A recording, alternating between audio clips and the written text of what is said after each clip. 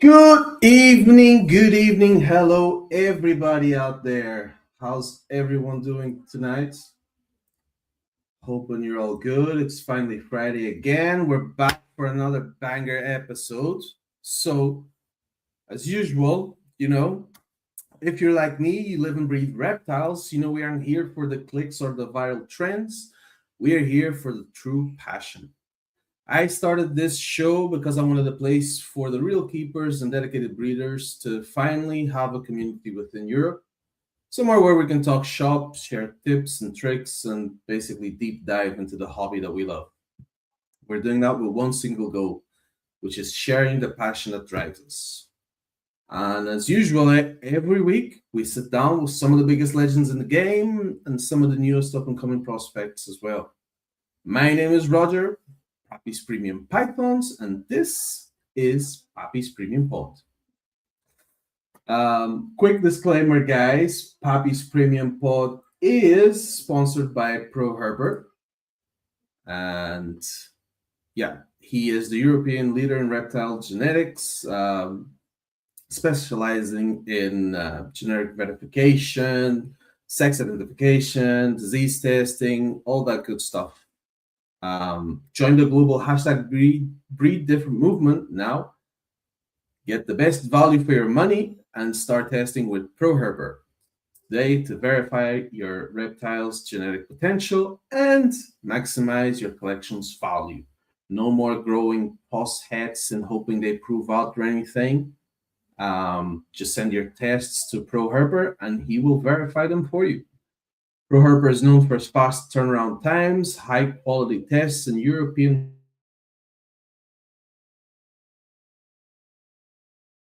ProHerper.com. So,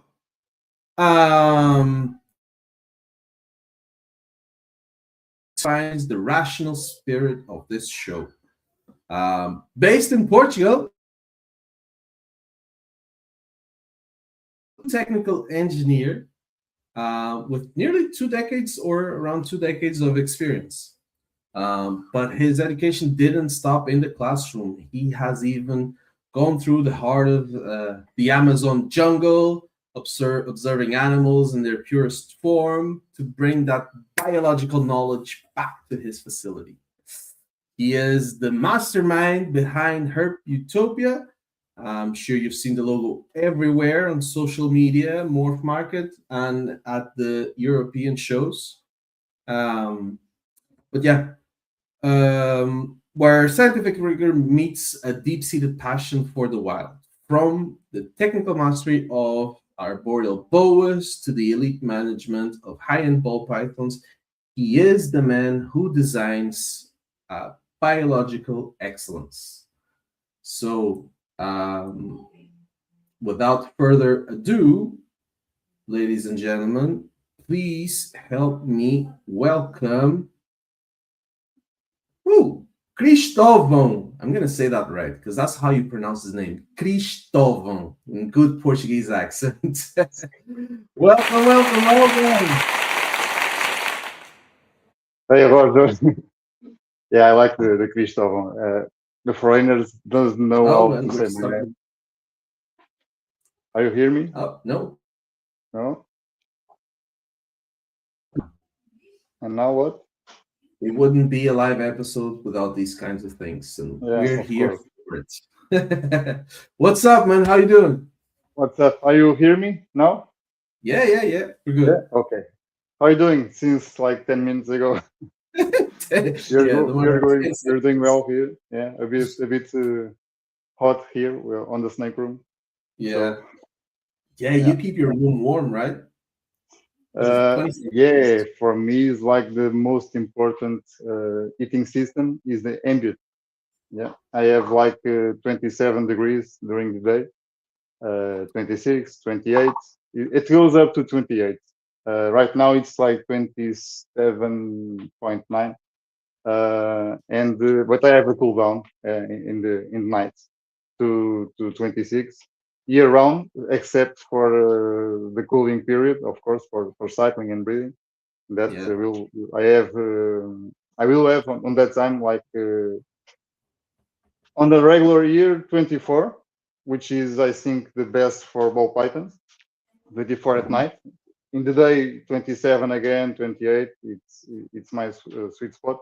But this year, I did something different. I had to cool down the room up to 19, 20, 18, some colder nights, because I keep, as you know, a lot of species, and I was trying to breed the Sanzinia, the Madagascar tree boa, and they need a lot of cold for a boa, you know, or any boy.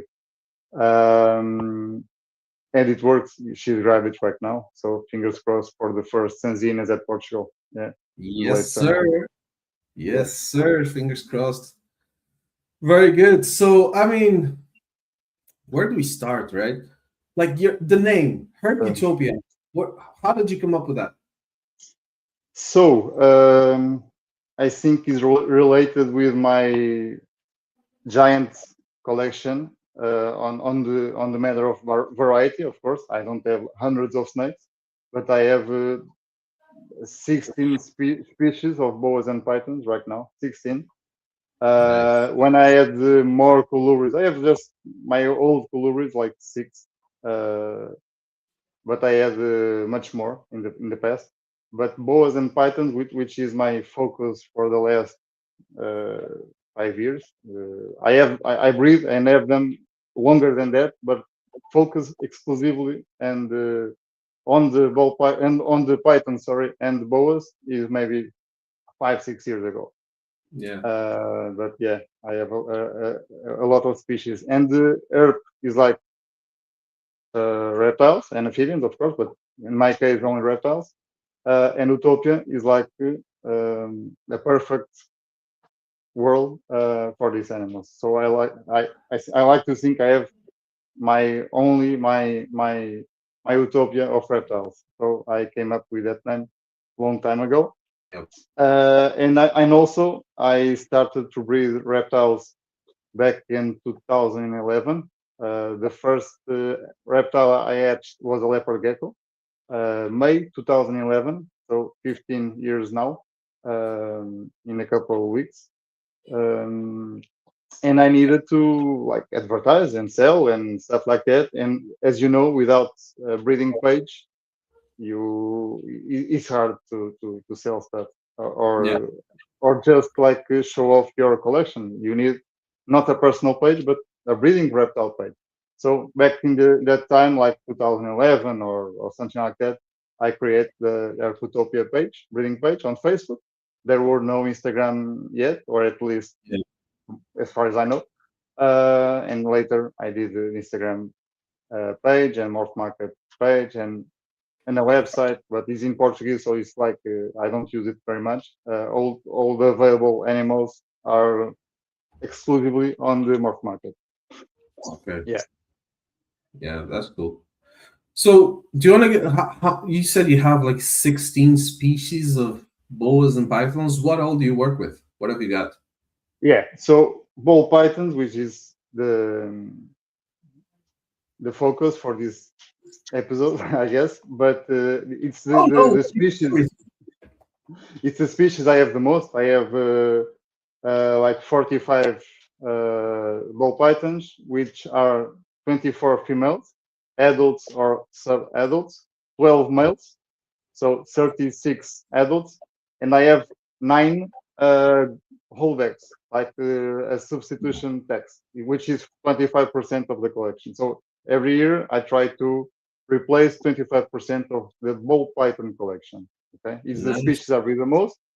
I have like 100 snakes, and 45 are ball pythons. So I have other 50 or 55. The number is always shifting, as you can relate. Yeah, but yeah, I breed ball pythons. And these, like we were talking about on before the show, I breed them every year on a season, but every year. If the females want to skip the season, as we all know, they sometimes do, they do skip, no problem. But other than that, all of the other species, I breed year in, year off. So I give like a full year of rest for every single one of the other species, no exceptions.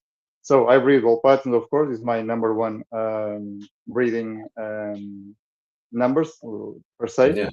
which is the animal I sell the most.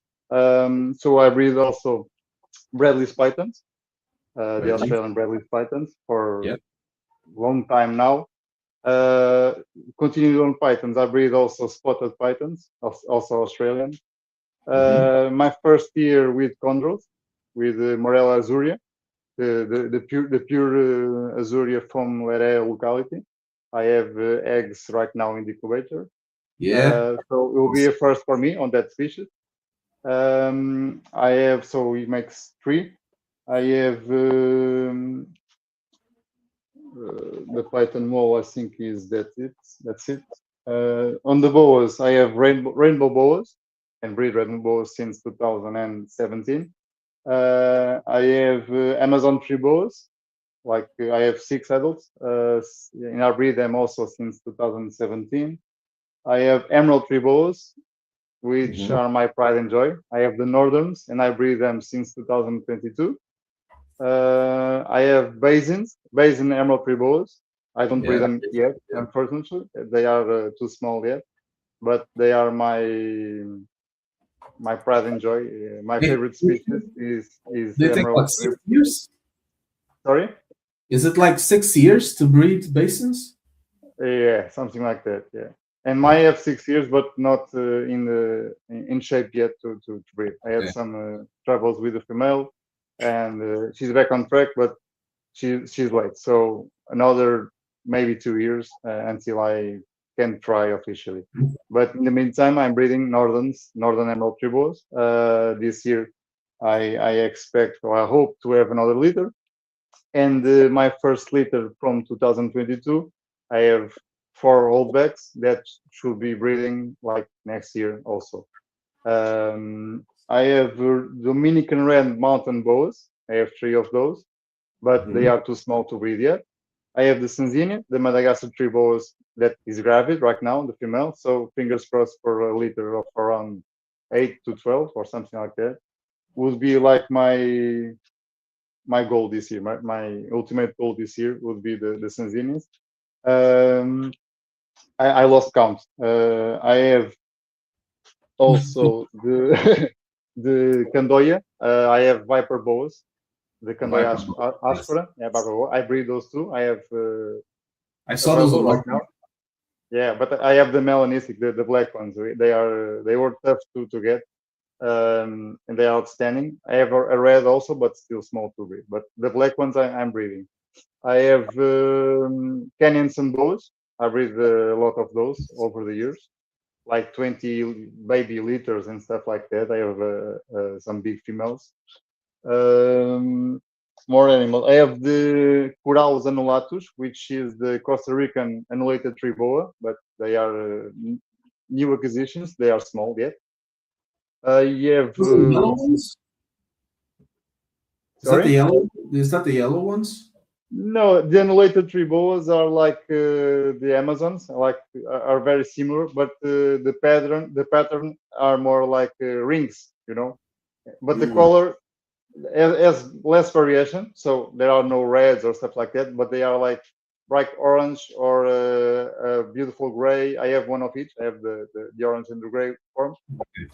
But they are so young yet, and hopefully one day will breed for me. I have the Bismarck pythons. I have 3 of those. I always forgotten about those pythons. I have white leaf pythons. I didn't know that. 66% post at T positive. So it's a long shot, but if they prove out, it would be outstanding. But they are small yet. And I don't think we missed. And the Dumerils boas. I have 3 juvenile Dumerils boas, so it would be cool to breed those on a few years from now. And now I think that's it. They seem to be very popular in Portugal. I don't know if you count, but it is 16 species. I am breeding. I have bred 8. If I count with the Sanzinias and the Chondrus this year, we'll make 10 species of boas and pythons. But the goal is the full 16 I have, of course. Yeah, Right. that's awesome. Yep. Well, hey, that brings me to my next question. So, which one is your favorite in general? Which one is your favorite? Which species is your favorite in general? No, you said Okay, the the basin, base. the basin. Yeah, Corallus batisi. And Yeah, you said that before. I actually went to the Amazon to try to find one, and we did. Yeah, we found yeah. one. We'll get into that next. But my question was going to be like, what's your favorite species then to breed in general, and like to keep, just like if you're keeping it as a pet or something. I mean, considering what I breed the most are ball pythons, I would have to say ball pythons, of course. Yeah, they are the perfect pet for the advanced keeper, for the new keeper, for the intermediate keeper, for the one who wants variety. They are the perfect pet. Also, if you don't have a lot of space but you want 10 snakes, and you can have, like on my back, 10 terrariums, so you can have a alu rack, for example, and place 10 ball pythons, very Yeah, comfortable. They live three. very well, very yeah, they inbreed very well and eat very well on those environments. So when somebody from the outside comes at my place, like ICNF, they they they they have been here twice, and the vet asked, "Why do you have so cool terrariums with leaves and wood and all of the perches, and then you have like these shelves with snakes Yeah, on that?" So it's weird for the people, but ball pythons, in my opinion, do better on yeah. Rex if you are talking about eating and breeding, of course. Breeding. If Yeah, you for pets, if you want to have a pet like one ball python or two or three, we can say that the terrarium isn't better than the opposite. You can say that we can say that the terrarium is better or worse than a Rex. yeah. But sometimes less is more, but other times more is more, and the more Then again, space you give them, the better. But the thing is, it makes a huge difference if you have like a heated room like I have or not. So if you put a ball python on a terrarium like this, or 100 centimeters or 1.2 or something like that, and you have a very big cold spot or cold air inside the terrarium, yeah, you head into problems. So on that scenario, a rack would be easier to keep to warm maintain. because of the insulation of the plastic of the tub. So we have to adapt on the animals and not the opposite. And then yeah, but ball pythons, they're so like I don't know if the word is versatile that I'm looking for, but you know what I mean? Like they can be so different from each other. Do you know what I mean? Because you can Yeah, have like every kind of patterns and colors and no, what I mean, everything. like behavior wise. So you can have like Also, one yeah, ball yeah, python even from the same yeah. two I still have my apart. first ball python, which were my first python, back from 2010. So he's with me for 15 years and counting. He's just a normal, so he's not breeding anymore. I'm not breeding him because there is no point, of course. Yeah, But yeah, it was my first python, and I kept him because I had a smaller collection back in the time. I kept him when he was young on a box, a tub, but a tall tub, and he used the wood, the perches, everything. He used very yeah, well. They yeah, can have they can actually coil up like almost like a condo on an intersection of yeah, perches. yeah. Yeah. So, but And other ball pythons, no. Especially the heavy ones, they just want to go on the floor and hide, and that's it. Every animal is different. Yeah. And yeah, what suits the better for a large collection? It's without a doubt the direct system, because every ball python will adapt on a rack if we are talking of captive ones, of course. but not all ball pythons will adapt on the terrarium or a big terrarium for many reasons, for stress, for open space, for cold spots, you name it. So Yeah. any animal is an animal.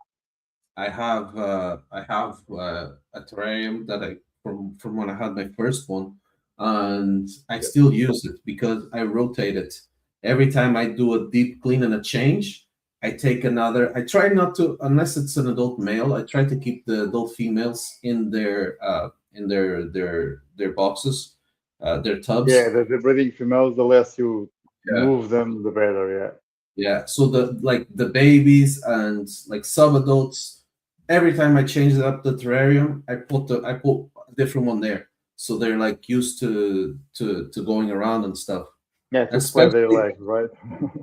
yeah, That's I like mean, that. Yeah, it keeps me occupied as well. You know, it's good to see like different sure. behaviors and stuff from different snakes.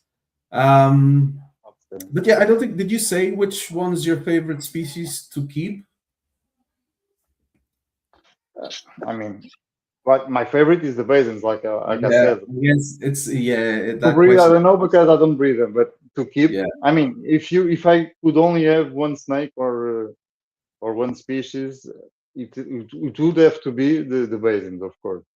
But yeah, if you want to work on a project like with genetics and stuff like that, it would have to be ball patterns, of course. There are yeah, no other yeah. match. Yeah. Before we go to That's why I the have 45 of them, right? yeah, I'm catching up. I'm catching up. No, I could have much more, much more. Like I told you, I sell a lot of adults every year, and this year is the maximum because I changed all of the Rex. I had like the melamine Rex, as you know, and change for Alu Rex for all my bell pythons. So I can't house any extra ball pythons without sell adults. The ones So you, yeah, my maximum is this. I don't want more.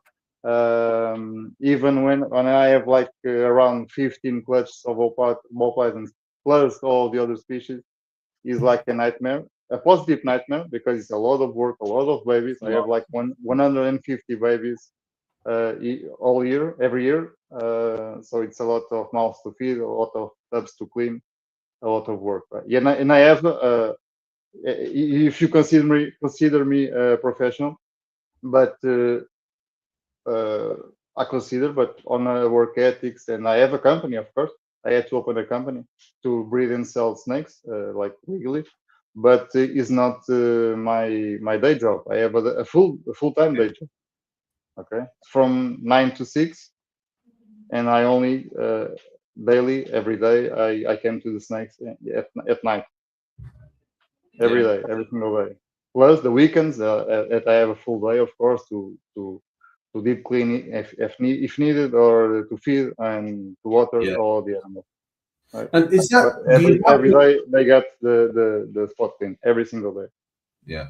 Do you have like a separate where like your facility? Like, is it a separate building? Is it in your house or what? How does that No, work? it's like half an hour from my house. Damn. Yeah. Yeah, Okay. it's like on the. It's not the basement. It's like a old car shop or car garage. That is attached to my parents' house. So it's like Ah. it's mine. Okay. It's mine. I don't pay rent. Yeah. That's why I drive here every single day, and I'm here like 2 3 hours and get back home. And next day work. After work, snakes again, and Yeah. repeat. Yeah, it's like a lot of work, a lot of discipline, a lot of sacrifice. Yeah, a lot of sacrifice, Yeah. but But they are it's they good. they work it. Yeah. Yeah. Let's get into your trip to the Amazon. When did you go? Sure. Which one? Oh, you've been multiple times. I thought it was only Yeah, once. I travel a lot with my wife most of the times, but those kind of deep adventures, like in the middle of the rainforest without network, without warm water and stuff like Yeah. that, I can count with her. I go with friends sometimes.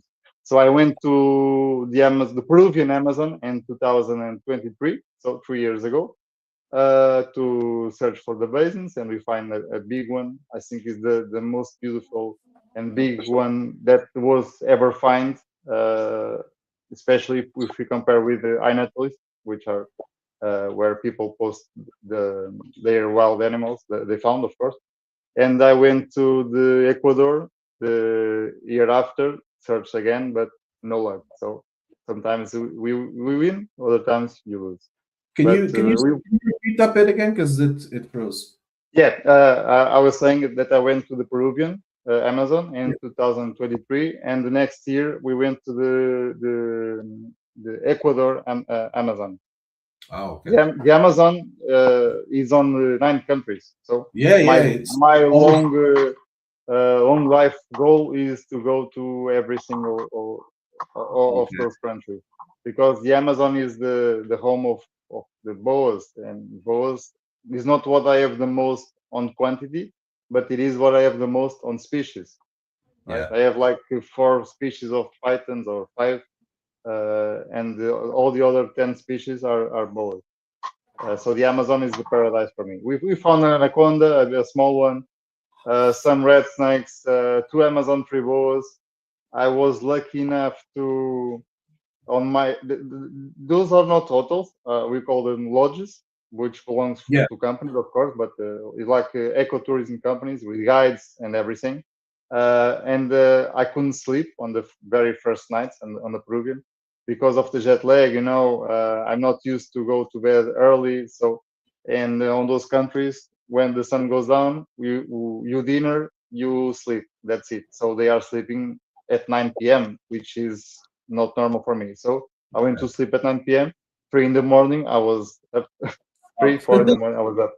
So I went to sit on my door of my room and found an Amazon tree boa, a big one, eating a bat on live. No, yeah, that's amazing. I think it was like one in a lifetime, once in a lifetime. Yeah.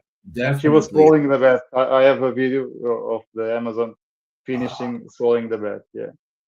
So my trips have a purpose because I want to be where the animals are, but also to feel the temperatures they are in, which is very very different that the average person thinks.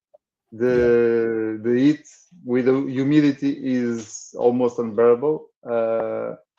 So that counts. Also about to learn to learn a bit about the feeding, and Amazons and other arboreals people, not nowadays, but back in the day, think that they are arboreals, they only eat birds. But if we think they are rodent specialized on adults, and lizards specialized on as a babies. So the adults, they can eat birds, of course. The emeralds, the Amazons, the basin, they eat birds, but very birds, but very small percentage because they eat more bats, more rats, and the big, if you consider big rat rodents. So and they have that I can't remember the name of it, but I saw it in one of Dave Kaufman's videos where they have this rodent, this type of rat that can I think it was like a spiny rat or something like that. It can like detach its skin so it can get away. Something like that. I think it's the spiny rat, something like that. Yeah, that's pretty fascinating. But yeah, man, that's hopefully one day I'll get big enough that I can go on one of those trips as well. For ball pythons will be very cool as well, but I don't trust Africa or the Africa area that the ball pythons live. If you watch the Dave Kaufman video, they had to like bribe people to that's not for me.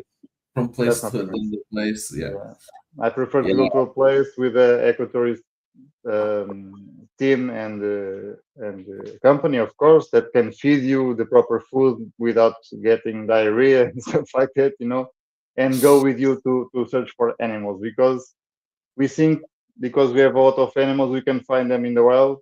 You can't, man. No. Without a guide, you will not see shit. Yeah. Yeah, Yeah, and definitely agree. that would be the truth. Yeah. And yeah, another one I would love to do would be Costa Rica as well, because Yeah, I went to Costa Rica with my wife a few years back. I went to Panama as well, to the rainforest of the island of Panama. I went to Santa Lucia last month, and we found a boa orophius, which is a very rare species of boa. So we are always looking for those kind of trips and animals. so Yeah. your wife is into like No, no, reptiles. no, no, no, no, no, no. No? Not at all. She's a vet, but she's not into reptiles. Oh, okay. Only cats and dogs. Yeah.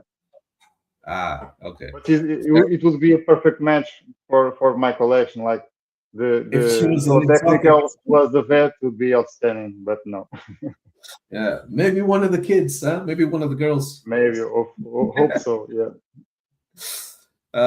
But yeah, I mean, yeah, no more trips now since we got two girls, right? No, no.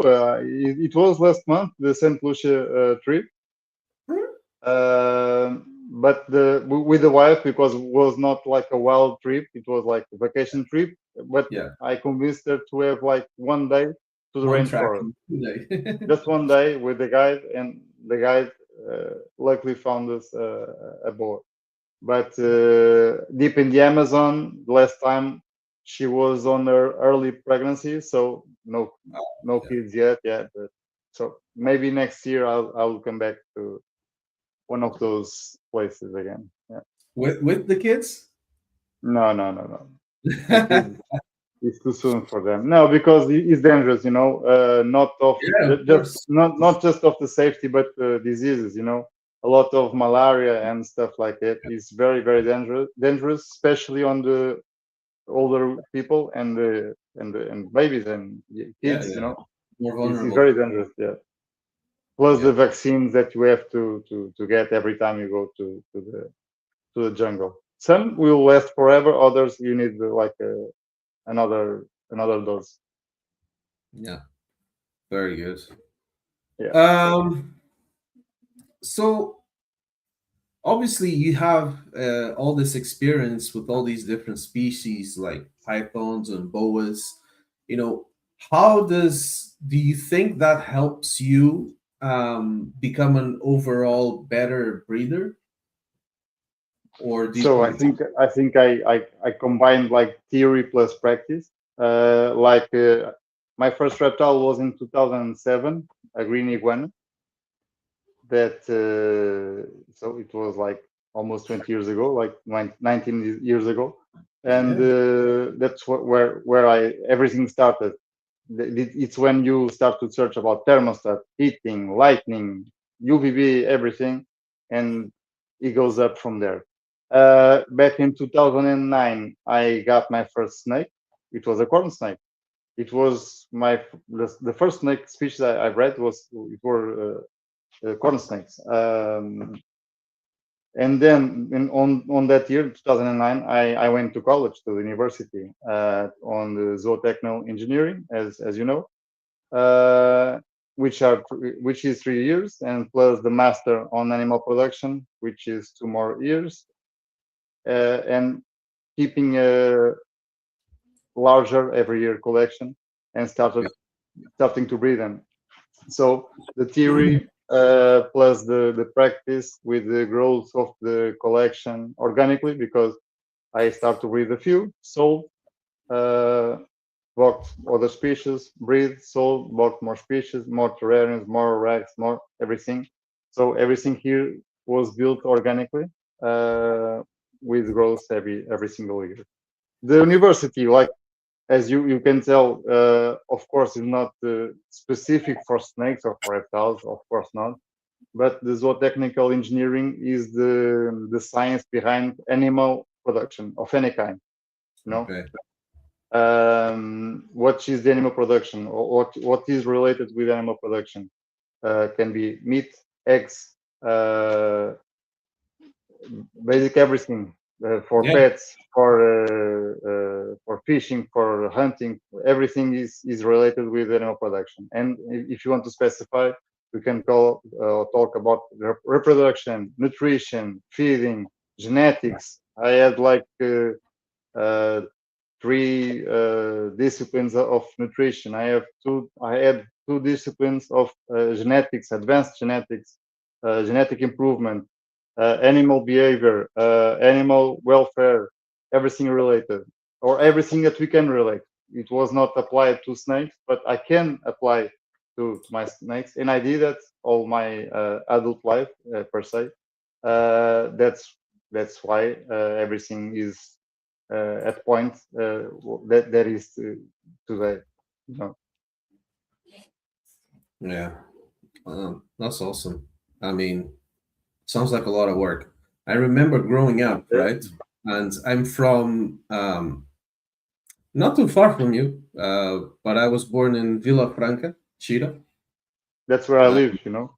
yeah, I know. Yeah. So I was born there. So obviously we have the whole thing with the bullfights and the stuff like that. You know. Herpetoculture is the same. It's like Ribatejo, which is the region of Yeah, bullfights at Portugal. exactly. Forget. So Yes. I grew up there. So we had the bullfights and everything. So from when I was like 6, I was going to these things, and I was like, that's what I want to be when I grow up. So I kind of Yeah. started following, like National Geographic Channel, BBC Wildlife, all that kind of from a young age. And then I discovered, people like Steve Irwin and things like that, and I thought, you know what, this is what I want to do when I grow up. I want to go in the jungle, find snakes, I want to wrestle crocodiles.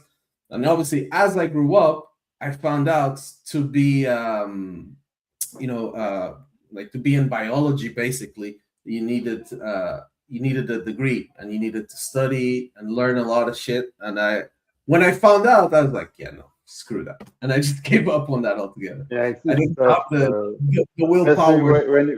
especially when you went to study and do this at the same time. Yeah, it's tough.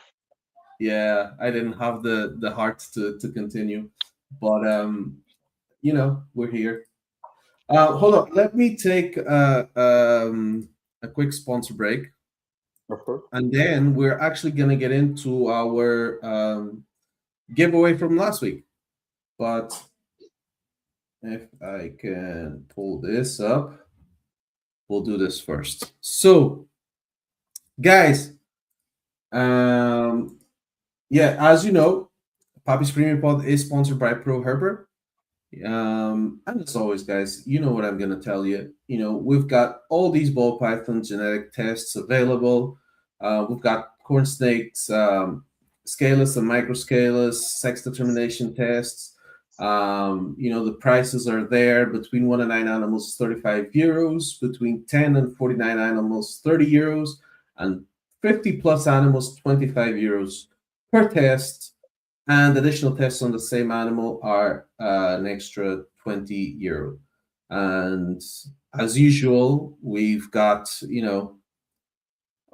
most of the big tests that you would need in your collection nowadays. I'm just looking at the screen there. You've got Hypotrick Blitz, and it's all the same thing. Got different strains of fire, ultra male. I'm looking at Mandarin, Lace, Monarch Monsoon. We've got Clown Cryptic, all the usual stuff. VPI Exantic, Sunsets, guys, you name it, it's there. And you know what to do. Order your tests at ProHerper.com, a company trusted by more than 1,000 breeders all over the world. He's not just in Europe. He's got partnerships in South Africa, in Asia, all over the world, in the States. So any shed that arrives by Wednesday will receive the results by Friday the same week. And you know what to do, guys. ProHerper.com. Go check it out. Pappy's Premium Pod is sponsored by ProHerper, and we appreciate them backing the pod. So, I know for sure that you know about this. Let me see if I can bring it up. What, the genetic test? Oh yeah, I'm sure you know about genetic tests as well. But Yeah, I use ProHerper a lot.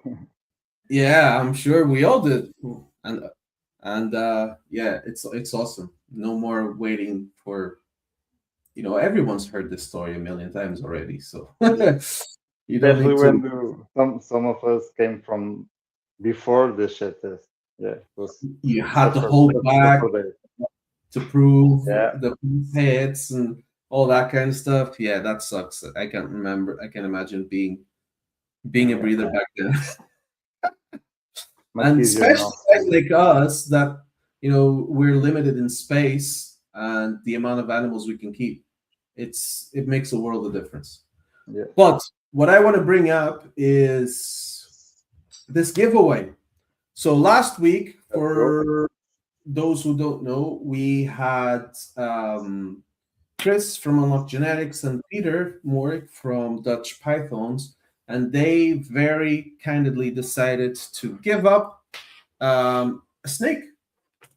Basically, I will bring it on the screen. There we go, guys. It is an Enchi yellow belly hypopide male, which they are giving away. And today is the day.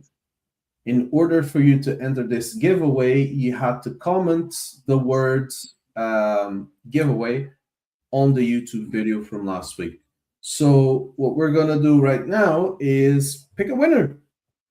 And I know that Chris knows about this because I saw you in the comments. Yeah, I I comment saw you in too. the comments. So I was like, it'd be really funny if you actually did win the snake live. But right, let me bear with me, guys, because I never actually did this before. So I'm gonna have to find the YouTube video link. Because I did practice during the week. So we're gonna search for. I'm gonna show everyone on the screen when we're gonna do it. So YouTube comment picker. Let me see if this works.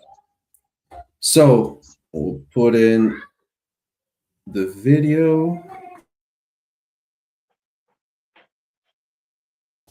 Do it on the screen. Oh wait, I need to call this.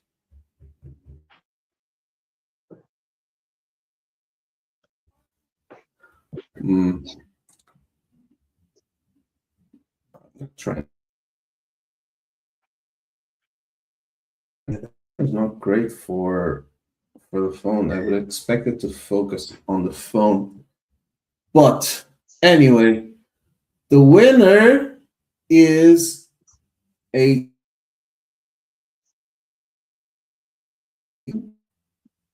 8V. Oh man, this is actually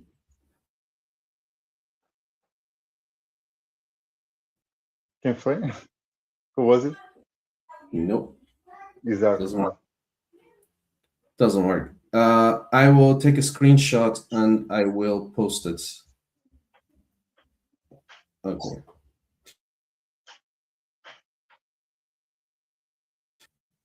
That actually.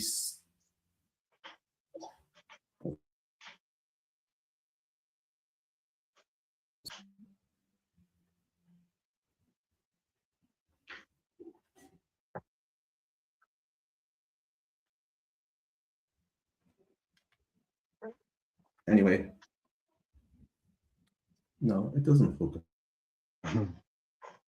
Não consigo ver muito bem. Yeah, it was yeah, I'll post the winner anyway. Sorry, Cristóvão, unlucky. It wasn't me. It's okay. It would be cool because I don't have hypo.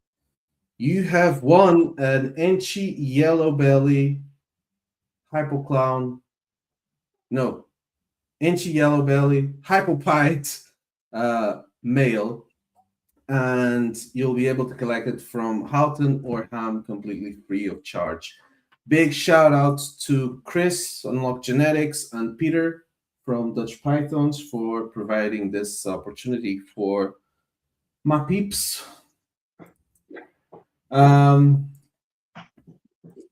Anyway, let's get back to it. So, ball pythons, what are you most looking forward to this season then? My main goal are the Ultramel clown project. Yes, I know you have a soft spot for that, but bro, it's man. That's yeah, the not just not just in ball python, but on all snakes. I love the T positive and the T negative. So the Yeah. caramel, the Ultramel, the albinos. I love albino, although the market doesn't want albinos. I still working them because I love them. But the Ultramel, I think, is what I have most strong right now in my collection. Yeah, I'm the same. I'm an ultramel guy, ultramel clown, ultramel hypo clown. That's what I'm working on. I have lavender albino. I like those. But I had to choose, right, the lavender or the albino, and I have the albino like from way back, so I kept the albino yeah, line. yeah. But yeah, the female I was telling you before the show started that ovulated or pre-lay shed Mhm. this week. It's for an ultramel clown clutch. So fingers crossed that Yeah, fingers crossed. I, Yeah. I I can have, I don't know if those females are going, but I have like double X ultramel clowns to see if they lay this year, and I have a shot on the ultramel clown combos. I'm working also on the genetic stripe clown, and we'll put it on the ultramel as well. So not for this year, but for the in long future. term, the ultramel genetic stripe clown, yeah, the Yeah, triple. yeah, I'm working the triple on the albino clown pipe. yeah. I have a cool project. I have actually a male that I bought, the albino clown pipe, just that, no more codons or nothing. But I have OD pides doublets. I have some cool. I can show you. It's like here the leopard and she black pastel ultramel at for clown. I know it thanks to ProHerper. the Yeah, from the that's set, awesome. yeah. I have two of those, but still small, as you can see. No, not for this here. But I have some animals like this. I have some animals to prove out because the albino test from ProHerper is not the European line; is for more the American line. So I Yeah, tried and no, no no luck. luck. So I have to try on the old ways, prove it out, which is the leopard black pastel doublet albino clown. So it will be outstanding. I still working with champagne, so I have also leopard champagne I at don't hear clown about plus, something anymore. yeah, plus at albino. I stick with things, you know. I'm not selling those out because of the market this year doesn't want them. Yep. Because things shift, as you know, the DG shift very well. The IPO, nobody could give away IPOs, and Yeah. now it's like one of the top three recessive genes of the market. So stick with the projects, man. Yeah, Yeah. yeah. No, But that's true. If you love, clone is my favorite recessive. So I'm putting Ultramel in clone, in not clone on Ultramel. It's the opposite. Clone is my favorites. Yeah, yeah. And it's you have to stick to what you love because if you yeah, start exactly. following the trends and to not breeding something or getting rid of something because the market doesn't like it, then you're not going to be in this very Yeah, happy and probably for and very long. yeah, and people shift too quick, in my opinion, on the Yeah, project. yeah. Following the following the trends is not the same as following your passion. So, Yeah, and if you follow this podcast, we are here for the passion. of course. You know, um, very good. So, what's the future for Herp-Utopia then?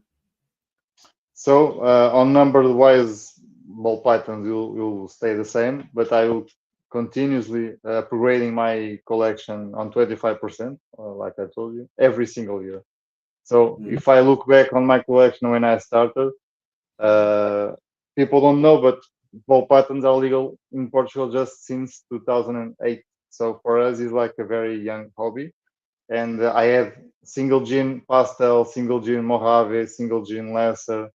Then I made probably the first leucistics at Portugal. So, but I had to upgrade those projects because Yeah. it didn't make sense anymore. So, and I still upgrading every year the collection. So, for example, this female I showed you, the leopard and she black pastel ultramel at Crown. When I get the double recessive with all of those dominant genes, when I have them etched, this female will no longer make sense on my product. So I Yeah. will probably sell her, and that's the long term game of all pythons. That's it. Upgrading the collection is very very important.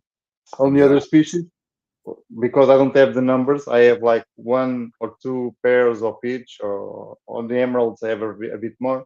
Those will not go anywhere. So I breed, keep a few, sell the others, but I don't like upgrade the parents because they are not the genetic problems between commas like ball pythons because it's not about genetics, of course. With the emerald and stuff like that, is more line breeding, and the ball pythons is purely genetics, Yeah.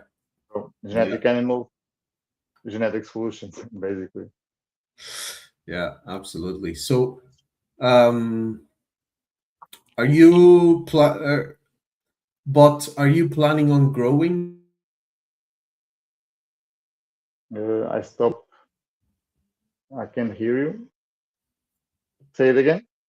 I was just saying, are you planning on growing in the other species, or do you want to Uh, stick with one or two? yeah, no, I mean, you can say that you have like a closed collection and that's it because everybody keeps buying here and there. Uh, so, and eventually, I don't think I will stay on these facilities forever. Maybe if one day I move down to, I'm in an apartment right now, but if me and my family move down to a house or something, maybe I can build like a snack room attached to the house or a bigger stuff, and then I could grow the collection more. But right now I have limited space, although I have like 9 meters just for the snake, plus the baby room, which is a part of those. It gets like 4 or 5 meters just for the babies.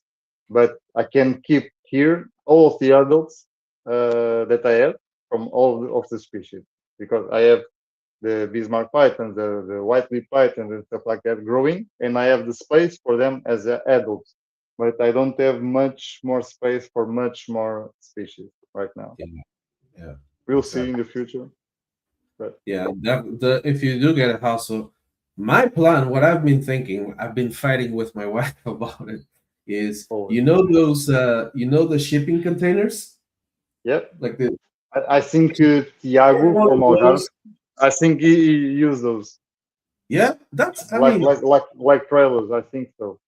instead of I never yeah, been there, but someone told me he kept the animals on that way, like separate rooms, like separate containers with AC, yeah, yeah, and of course the belly heat. But it was like a cheap way, and I think effective way of yep. working a lot of rooms. Right? I have It's- only one room. It's a big room for hobbies, but it's only one room plus the Yeah, babies on a separate one. So here on this place physically, I can't grow more, right? So I'm yeah, focused just on growing up all of the species I have yeah, because they are not all adults, and then put them on terrariums like these ones on my back. I am cages terrariums. About Rex, I think I don't need more Rex. I have like this wall behind my phone, which is all pythons. I do actually the ball python Rex a bit different. I don't do it on vertical. You don't I do do it high. Yeah. no Yeah.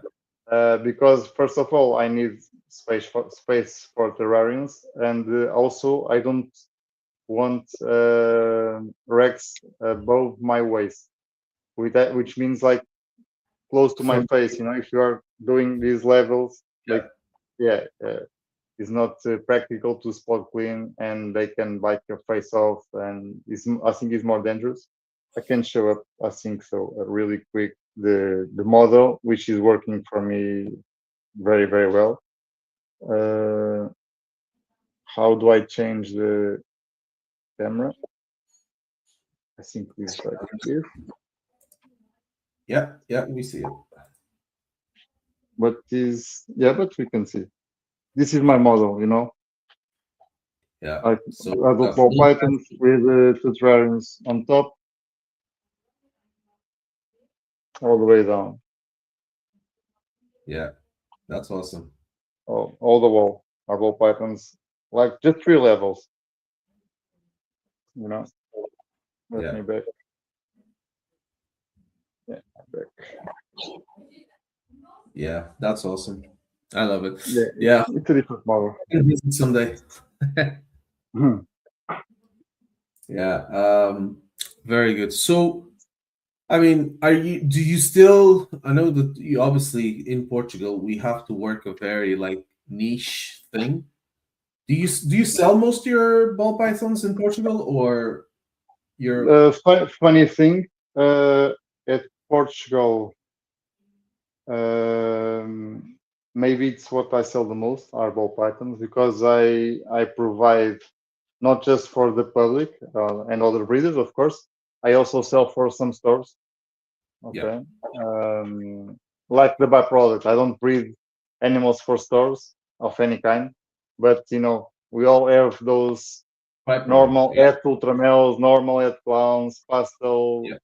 Mojave at something, and the ball python market wouldn't absorb those, and so I just wholesale them to some stores that I have like these contacts at Portugal. Yeah. I was gonna do that, but the agency ICNF took too long with giving me my license. I have Yeah. it now. I have it now. If anybody is wondering, I do have it. But Yeah, they um, take forever. yeah, so I had a normal het ultramale male that I sold a guy for like 50 euros. Yeah, Uh, that's just that price. that would Yeah. have been a pet shop kind of thing, but I was like, yeah, that's whatever. But yeah, no. Yeah, So I was gonna. the thing is, if you sell those animals, those cheaper animals, to the newcomers, you have to deal with how do I keep? She didn't fed last week. She's gonna Yeah, die, and I I don't want to deal with that anymore. I don't have the time or the energy, so I just wholesale them to the store, and that's it. So I'm not so. I don't sell to the public nothing below 100 euros on the ball python. Below 100 euros, I just prefer to ship it I to the pet shop. I sold four. I sold four animals last year or this year, whatever. And yeah, so one of them went to another breeder, so I didn't Uh-huh. hear from him. One went to a friend of mine, but he was already asking me for a snake when he found out I started keeping snakes. So he had been Sure, of waiting course. Yeah. and researching, so he knows like how to look after it, kind of thing. I had another one that went to a guy, and yeah, he we had a lot of back and forth. And then the other one, the that 50 euro male that I sold, I actually haven't heard from the guy since. He said he had other snakes, and I messaged him a while ago just to like, how is the snake doing? eating I well. don't do that anymore, man. He didn't Because even answer. He didn't even reply to me. So I was like, no, no, I don't even want to know anymore. You know, but because that's when what people different because when stages. people come to me, the snake you sold me died a few months ago. I prefer not to know, man. Yeah. Yeah, it's I met. Let me Unless say, to be like on the same week, I sold, of course, that I would want to know to make it right for some reason, but that never happened.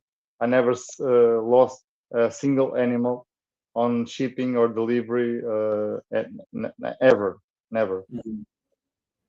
Yeah, we need to talk about that because I don't trust our delivery system here. No, I do. You know why? Because it's super expensive. The one that is legal, which is Central Mensageiro, it's like Okay. $50, almost $50, like 20, 48, 49. To South or Alentejo, 65, 70. It's expensive, but Okay. they So take care like it's an animal because it's an animal, you know. yeah, So exactly. That's why I don't. People ask me, and people. I had a guy message me to say, "Oh, another guy shipped me like yeah, scorpions and tarantulas and stuff on CTT," and I was of like, course. I will not be doing Yeah, that. people tell me I just got a snake. It was like $10 shipping, like Nasex or something like that. And I said Yeah, I don't do it. You can pick it up on person. We meet like wherever in the center, and or otherwise I will ship to you and you pay it. Of course, I don't pay shipping yeah, unless it's a super expensive animal or multiple animals. Of course, then we can make a deal. Other than yeah. that, you can pick it up or I can ship it to you legally and it's The delivered proper. like the proper Yeah, way. Yeah. yeah. Very good. Same day, I can ship by morning and will be delivered on the noon. Or if it's too cold or too warm, more too warm, of course, I ship overnight. So I have the two models of shipping at Portugal.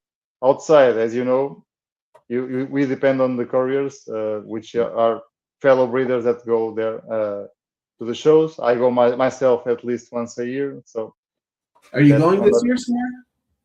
yeah, I'm going this year. Yeah, I went to Ham September, and this year should go either Am or Houghton. If I have the company, I prefer Houghton, September. Otherwise, probably Ham, because Ham is Oh, easier September. to. Yeah, because but in September at Houghton would be to have a booth. Yeah, with a table. Ooh. For Ham, is barely impossible to find a table. It's very old school. They don't pick up the phone, or if they pick up, I it's heard. yeah, it's so full. So Houghton I, is much easier, much better for me. I did a snake day a few years back, a couple of years, yeah, and it was outstanding. The sales are not like Ham or something like that, but it's a cool pickup point. It's somewhere where people get to know you and stuff like that. So I love it. But Houghton Snake Day is just snakes. And this year I wanted to try the Houghton show, the normal one, which have all the creatures. yeah. I want to go in June. It would be cool because I have time on. June I never go because here is very seasonal and I don't have pretty much anything to sell now, and will Yeah, not have in June also. So September and October are the best months for me to go anywhere at Europe, because it's when I have almost everything hatched and started and established and ready to go, probably. But at Portugal, maybe 50% of what I produce, and the other 50% outside of Portugal.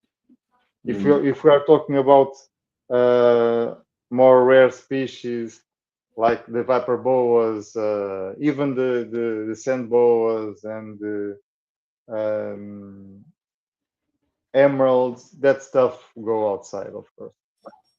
Here, it's good at Portugal. It's good for the corn snake, which I don't produce, but for the corn snake, for the leopard gecko, the bearded dragon, and the ball python. For the ball yeah, python, it's still good. If it's cheap, if it's expensive, you can sell Here, only 2 other breeders. Other than that, will not sell. Yeah. As a pet, I think the max I sold, it was like maybe 400 euros, I think, which was not bad, of course, but Too was like bad. but like once or twice, no more than that. Yeah. And I sold a scaleless at Portugal, just not just for pet, but was a gift for his brother, which is a keeper and maybe a breeder as well, but he has a lot of ball pet. So he bought me a scaleless for his brother, but Yeah. it was the maximum. It was the most expensive ball python I sold at Portugal. Was Scales. the scaleless? Yeah. Do you still have that female? I don't have the original pair or the project. I had a lot of animals for the scaleless project, but I sold. You kept all one, no? Yeah, I have the regular scaleless. Not regular. It's a fire scaleless. Mm. Because I still have her because I want to try to breed her. Yeah. You know. Just to prove if they're fertile or not, right? Yeah, I think there's nothing to prove. I think they can't they can't lay eggs because of the synthesis of some protein responsible for the egg production or something like that. Because there are not a single female scaleless on eggs, not a single one. Yeah. But I'm stubborn and we'll try it. Let's see. But they grow as you know, they grow so slow because they eat, they shed, they eat, they shed. But I have this female. I think it has 5 years and is not ready yet to breed or to try to breed. Yeah. But probably after trying, I don't know, a couple years maximum, I probably will sell her as a pet or something like that. Yeah, because I have limited space and I can't have like ball python pets. You know, the only pet I have is my first ball python, the normal male. It's the one I will keep until he dies. So he's 16 now and growing, still growing, a very short amount, but still growing. With the males, we have to be very careful with obesity, you know, because they will not. They don't move much. They don't move much. They can't move the necessary for the feed we give them at captivity. They don't lay eggs, so they have no way to spend those fat reserves.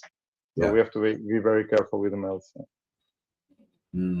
Yeah, good point. I think actually, I'm just thinking the males I have that are adults, they regulate themselves pretty well. I only they stop eating in the winter. Yeah. Funny thing, when I had the melamine rex and I had not the AC, I had not the ambient control, just belly heat. All my males, without exception, would stop eating during the winter. All of them. Since I controlled the ambient, they never stop year round. Never, ever. Yeah. So they still breed. I can still cycle with the night drops and stuff like that. But this way they don't stop feeding. So it just very interesting. I don't know really why, because doesn't affect pretty much anything. They still breed. They still cycle very well, because if you compare with Africa, they don't have like very cold, just these chilly nights, which is what I'm doing. And they don't stop eating, which is funny because I had the other model with the normal temperature room, and all of them stopped feeding on the winter during the breeding season. Yeah. But I don't know what is better, because stop eating is good. We feed them too much in captivity, too much. Well, way too much. Especially, I think it's the species worst fed in the world on our hobby is the ball python. Yeah, because people say they have to eat every week and stuff, but yeah, it's Worse than not. that. Worse than that. Some people feed twice a week Yeah, yeah. on baby. I'm just I saying, like, understand, but is once a week what the people say, but there's a lot of people out there that power feed these animals because again they want them up the size to breed. But yeah, I uh, understand because ball python is the game. So we have to grow them fast, to breed them fast, to be the first, to have the world first, to prove them out, whatever. But those animals will not live 30 years. I yeah, guarantee you. yeah, exactly. Yeah, it's bad for their health. Yeah. Yeah, I'm learning more and more of these things, and obviously listening to different people and different experiences. Like I said, I used to feed my males every week, but now Yeah, I only who doesn't? I did as well, but now I don't, of course. get 2 weeks and sometimes 3 weeks. It depends. Um, In theory, even females shouldn't be fed more than every 2 weeks. In theory, I'm gonna yeah. of course, if you do that, you will have less production. They'll grow slower. You'll produce probably fewer eggs, but is healthier on the long term because digestion, first of all, is somehow aggressive on pythons in general and boas. Yeah, It makes a huge change on their body, on their organs, um, and on their metabolic rate, their hormonal response, everything. So they in theory need to digest and to be like a few days or a few weeks without digestion on purpose. What we are doing is they didn't finish completely the last digestion. We are you're right. feeding them again. So they are Yeah, constantly digesting, which yeah, provokes an inflammatory reaction on their body. Yeah, they are constantly on a chronic inflammation metabolism. Yeah, yeah. Because the lungs swell up, the heart swell up, everything swells yes, up when yeah. they're It's cool digesting. for breeding purpose. For animal production is, of course, I understand, but it's not the best for the animal. Yeah, Yeah, it's facts. It's science. So yeah, people can say whatever they want. It's science. Facts are facts. You know. and yeah, Also the prey type. Yeah. Uh, the prey type. There are a lot of discussions nowadays about the ASFs or mice or rats, which is better. The scientific response is ASF are the better for ball python. You know, okay, rats are a close second, a very close second. Mice, in theory, are the worst. Yeah, mice are the most fat content, have the most fat content per gram or per kilo, if you want to say like that. Especially the big adults, they store a lot of fat, especially under the skin. The mice, I'm talking about mice. So yeah, ASF are the natural prey of ball python. They evolved to eat and absorb with the most efficiency possible on ASFs. They have the perfect size. You don't need more than a maxi ASF for a ball python. You don't. But rats are an outstanding food source as well. It's very similar, but we can say for sure that ASFs are better.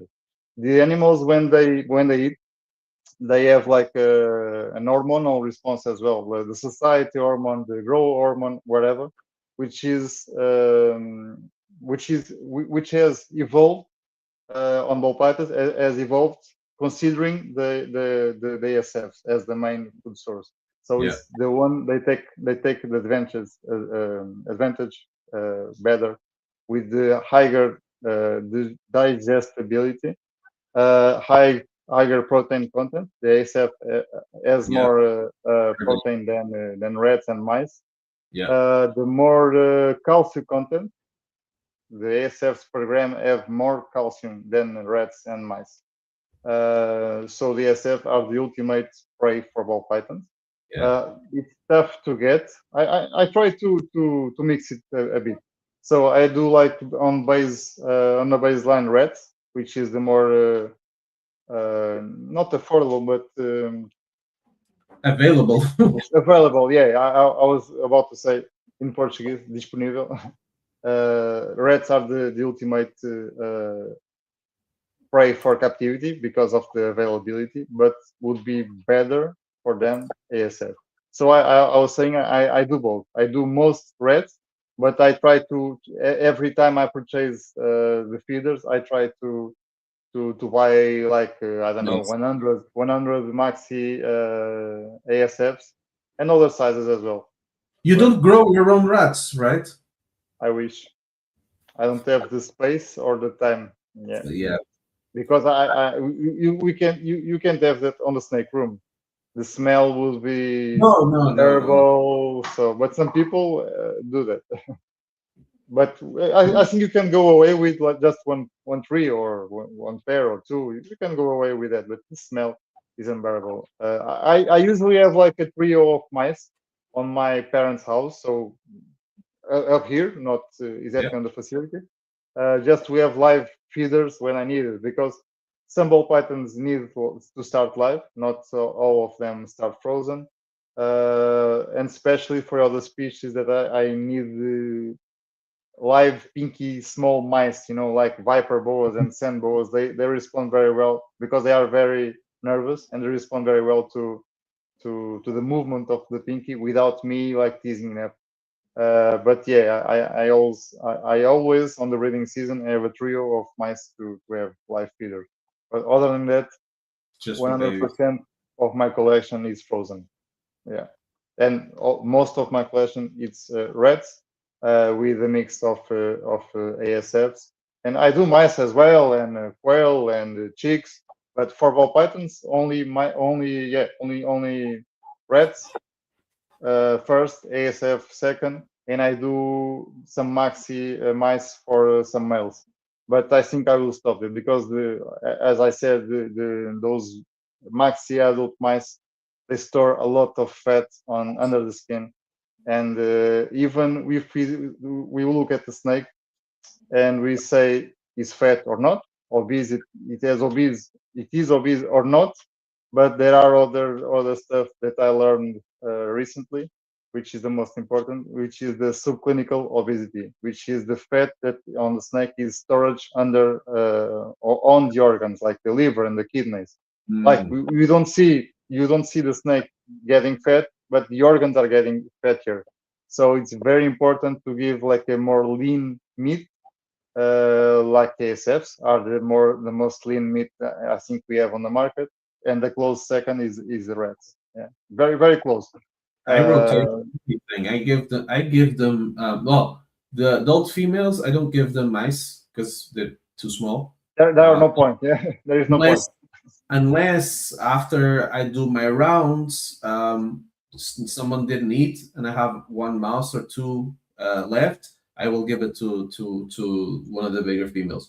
But mice, I like to use them for the smaller ones, holdbacks and stuff like that. And while they're growing, even a winner mice has more fat per gram than an ASF or a rat, but not in a bad way.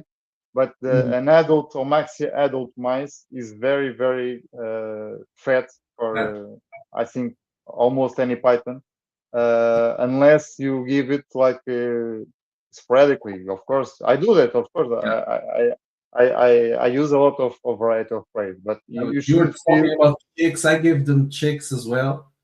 Yeah, I do chicks, not for ball pythons, but I do. I do for some ball. No, you can. Now and then, not all of them will eat them, but the ones that are really good, you can, and maybe you should, because ball pythons also eat birds in the wild.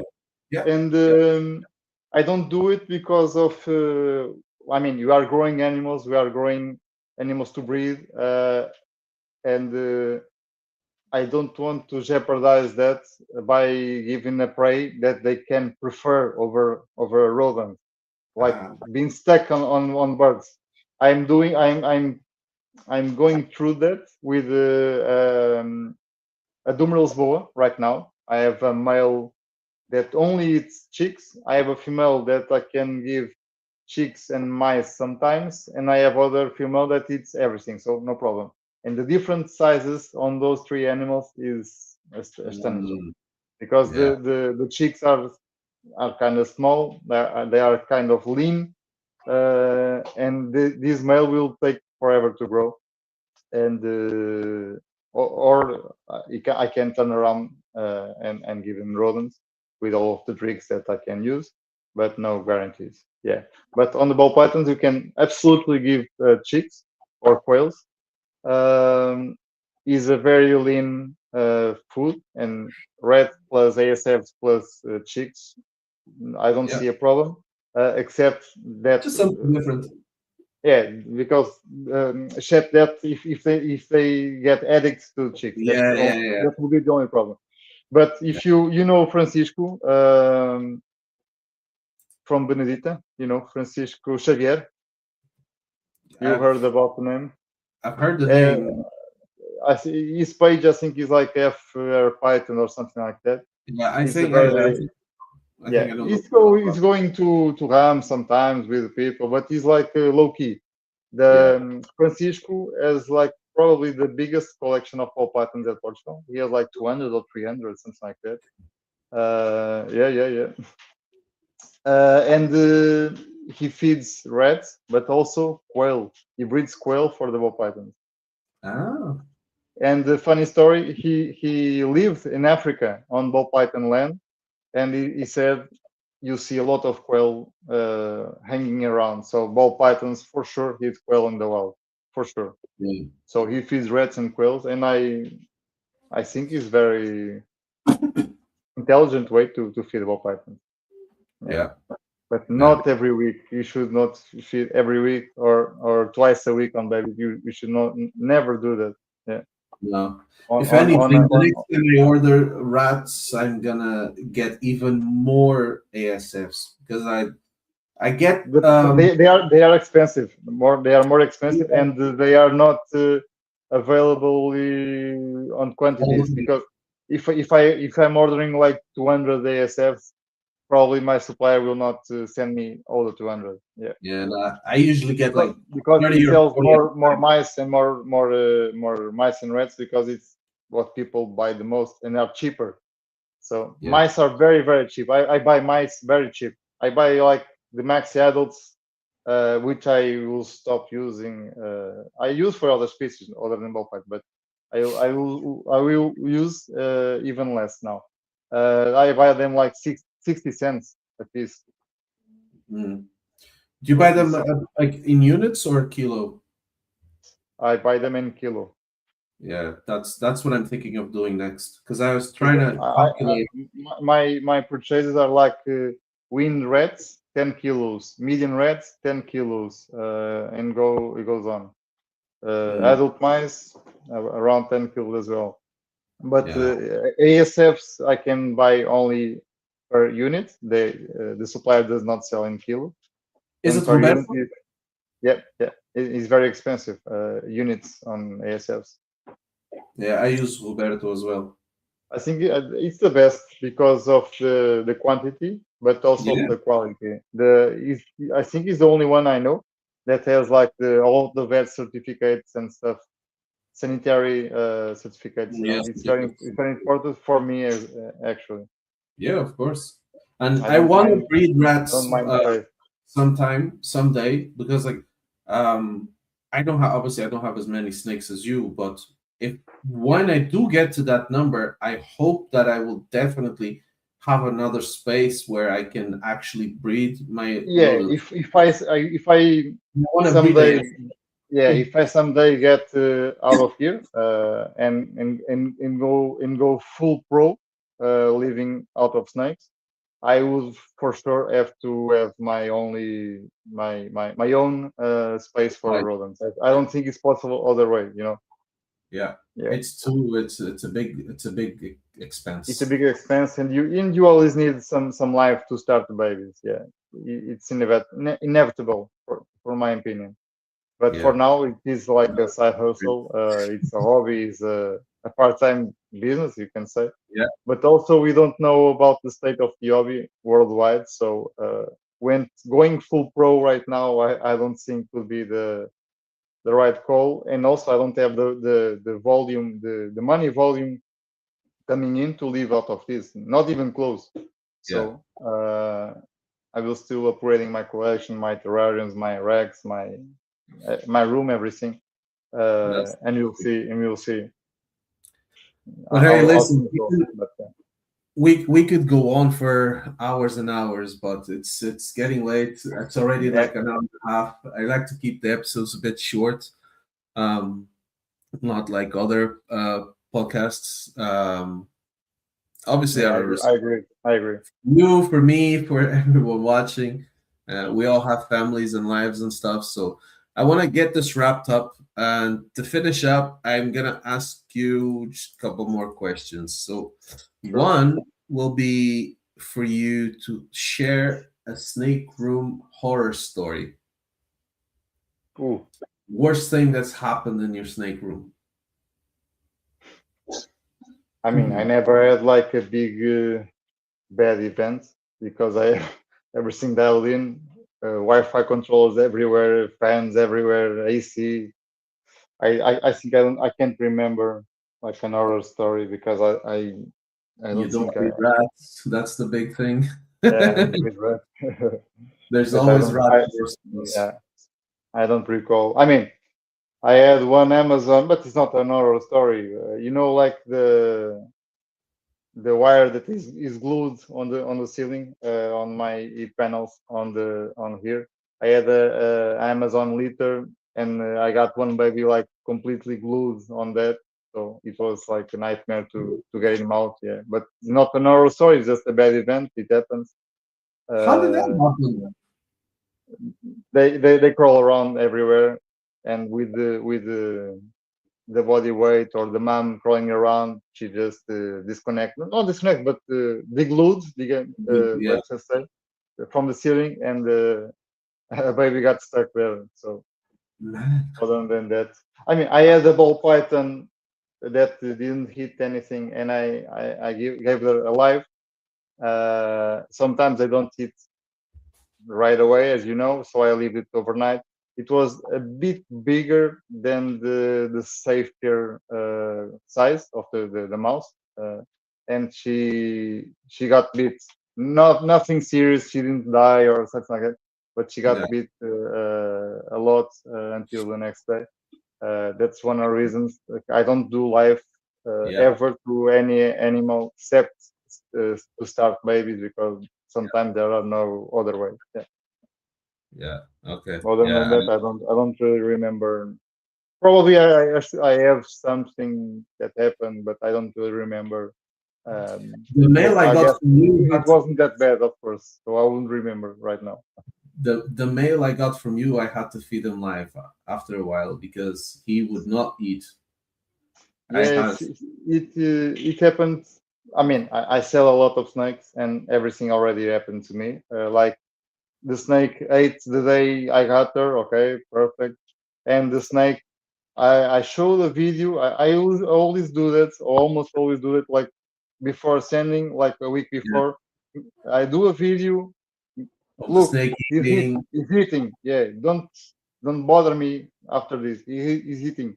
You can say it's live video. I can do live. I can do whatever you want. Don't bother me with that. But with no harm, people, a couple months has passed. The animal don't eat of any kind whatsoever. Sometimes that happens. They don't adjust well. And you just have to have patience. There are no other. I mean, there are a few tricks that you can do, like change the substrate, change the rack place, change the temperature, change the humidity, give it height. But sometimes with the transference of the housing, the animals stop eating. It's enough. But cool thing is it can go the other way around. You can get, imagine from a friend, this snake is not eating, and you get the snake, and the next day he's eating for you. It happens all the time as well. Yeah. Very good. But anyway, he's big now. He's like almost a kilo. He's breathing. My males are not bigger than that. I don't like to like heavy feeding the males. So I 1 had a kilo for males, I think, is more than yeah, enough. yeah 1.1. It's I had one Yeah, and got to until I think until the 1200 grams, you are good to go. Males with 1500 or more, I don't think it's a healthy weight for them, unless no, they no, are no. like very very big animals. And you can see, I had one spider, like when we used to have spiders. I have a 1500-gram spider male. Yeah. It was not fat; it was just a giant Big. animal, like a female, but it's very rare. To this Yeah. day, I have like only 1 kilo males. I Yeah. don't have heavier One ones. two is the cutoff for me. If it goes more than 1.2, I stop feeding it. Yeah, this is an adult male for me. Yeah. Yeah. The albino clown pair. Nice. They are all on this side. All right. So, okay, let's go the opposite way from the horror story. Tell me the best snake room moment you experienced. That's one I think I can remember because, as you know, as I was saying, ball pythons were not legal until 2008. I got my first male in 2010, so really short after. And a few years after, the female, about an adult female, proven breeder. So let me see if I can breed ball pythons at Portugal, because to that day was not a thing. Yeah. Obviously, here and there, even illegally, there were some people that were breeding very Every small, but they were, but they were having breeding success, like 2 or 3 females. But officially, I think that pairing I'm talking about was one of the first legally born at Portugal. So I remember to come to my room, like, you know what, when you are expecting eggs, but you're not like full sure that she was gravid or not, because you have no experience with ball pythons or the other python. I had no experience with other python breeding, only colubrids. And I arrived, opened the rack, and 7 giant eggs. I I shout out loud, like, yes, yeah. So Yeah. it was like a turnaround moment, because from that I said, okay, I know how to read ball pythons. Let me go into that. So I I bought a spider after that, and a pastel when it was a big thing, those single genes. yeah. So yeah, and from that day until now, yeah, the collection got a little bit bigger, and genetically nothing to do with it. Like, no more single genes, no more Yeah, of animals course. without at least one head, and the goal is to have at least with 2 heads in the No. future, and next, and at least one recessive head for another. So upgrading. Yeah. Yeah. That's my goal too. Okay, so next thing is your best snake room pro tip. I mean, I would say the ambient temperature. Ambient and temperature. and yeah, because it's something we don't talk much, like in the books, on the websites. It's like they need 32 degrees on the hot spot, and that's it. You don't talk about the colder area of the rack. And the ball pythons, if you think on their origin, they don't get that cold. So if you have a very cold room, they will try to cool down on the opposite side, like on the front, close to the water bowl. But Yeah. it's too cold for them and can lead to respiratory infections, which was the big thing back in the day. And now we know that most could be from nidovirus. So, and the heated room will prevent a lot of respiratory infections, which are not from nidovirus, of course, because this will not prevent nidovirus. It will prevent Yeah. infections from bacteria, for example, from respiratory infection from bacteria. And I think that's it. The ambient temperature should be as warmer as we can. Um, Depend on the room, of course, because if I only had ball pythons, I would probably keep a warmer room, even warmer room. But Even because warmer. I have, but because I have a lot of species, I had to found a sweet spot, and I found it because everything is breeding for me on as it is. So I found my sweet spot, but ball pythons like it hot, like it warm, not hot by touch, like a big hot spot. Like it doesn't matter. You have like a 35-degree belly heat and a 20-degree ambient on the tub.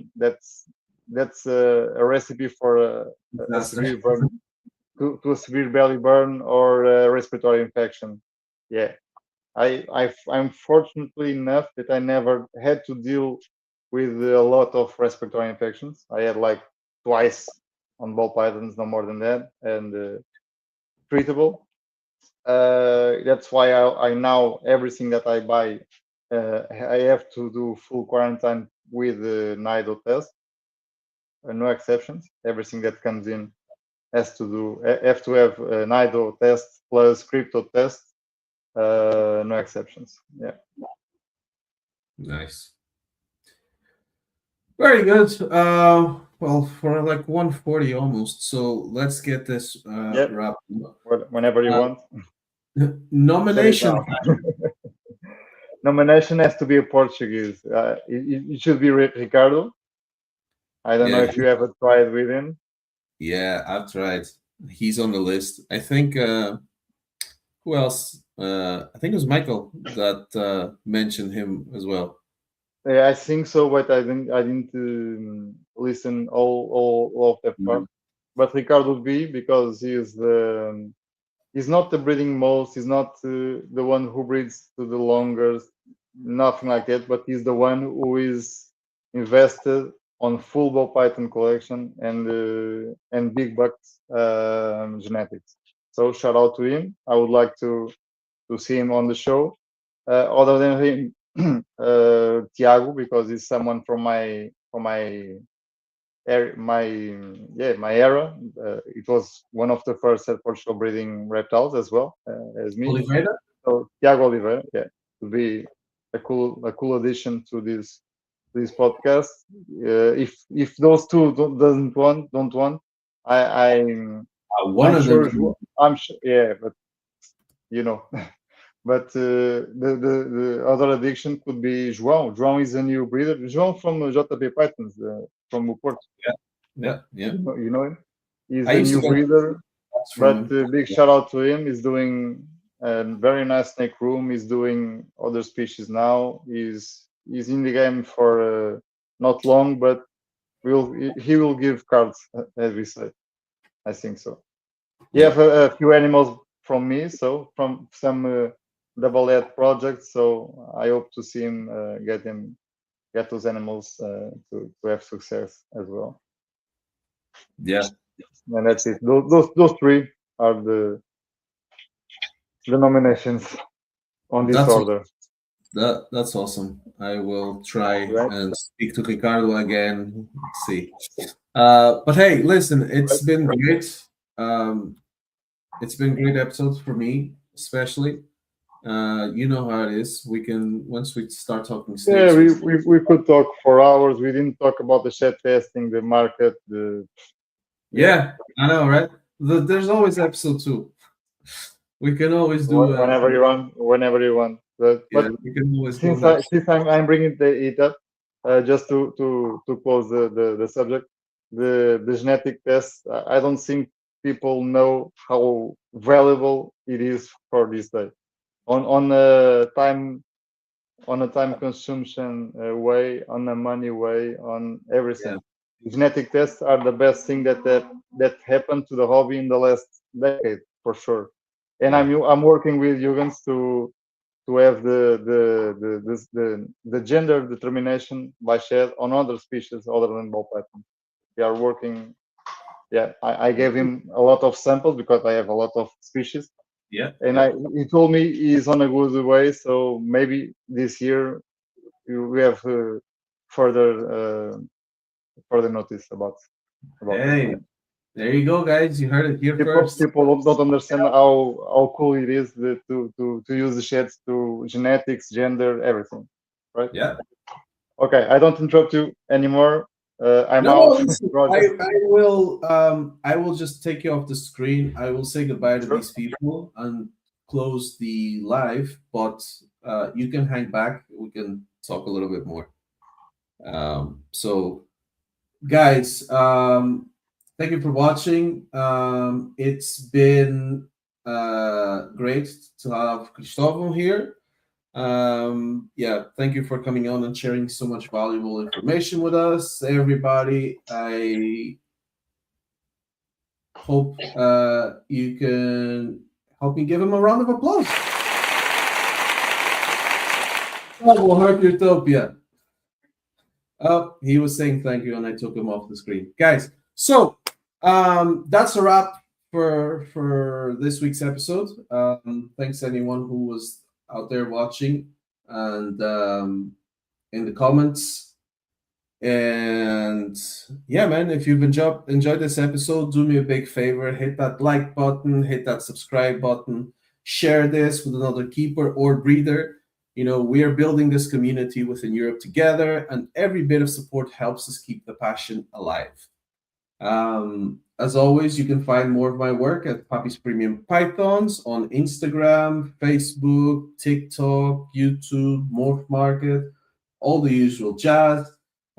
You can find Cristóvão at Herp-Utopia on Facebook, Instagram, Morph Market. He's got a website. All the links will be in the description of this video. And yeah, I guess that's it. Let me just mention again, the winner of our giveaway snake from last week was Thomas Steinhauser -Q8V. And yeah, congratulations, you won a snake. I'll try and reach out to you so we can work on details and stuff. And yeah, guys, as always, yeah, until the next time, stay focused on the passion and keep those projects moving. Happy?